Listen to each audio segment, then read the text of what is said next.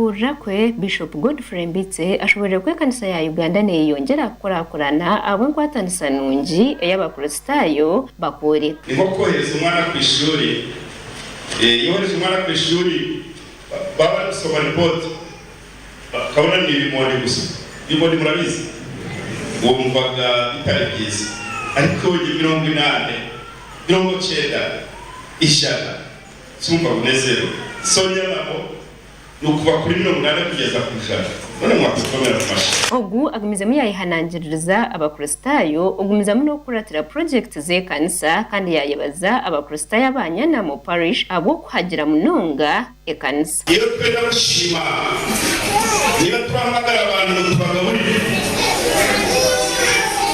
tureba ngo ibyo badeje gukoze n'ibyo kurya ibayende kuzotwashimye uko nduturanye mu gushima turashimisha nduturanye ndushimisha nje abantu baburiza bari abantu babo bayigiye uko service mu gushima siko munyubize neza. Bishop Mbitse asimire Bishop wa Muhabura uyagiro mbigere abo murumo murungi kandi yaraganisa okugumiza munakora birungi. Bishop kurani mu myaka 15 yakoze ibintu byinshi.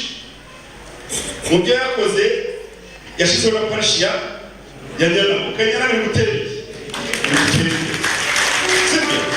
So aho yaragejeje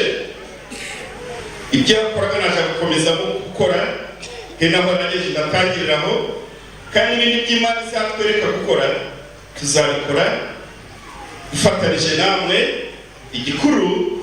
nukomeza kuba Imana. Ogu ashabira abakristayo okureba ngo bagumiza muri bakora birungi ebyakubasa kubatwara umwiguru komezemo kandi kucyabese nguko twababuriye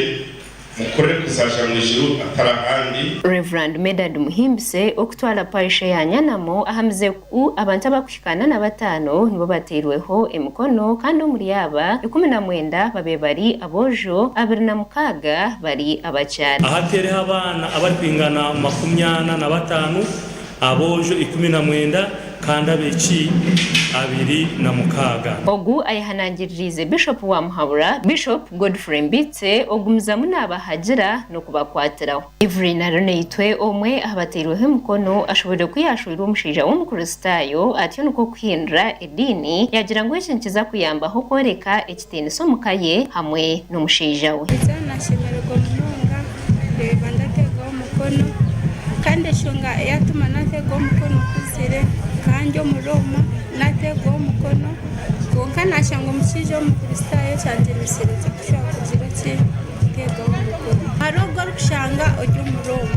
zikorende seretse kushanga umushije ajye umukristayo kandi bumwari kwendo gende nawe tarendo tamuke nawe. Abandi abateriweho mukono baraganise okora terebege siwe babase kutungura ekanisa ya Uganda kwego mu gitine kize kucyona kiri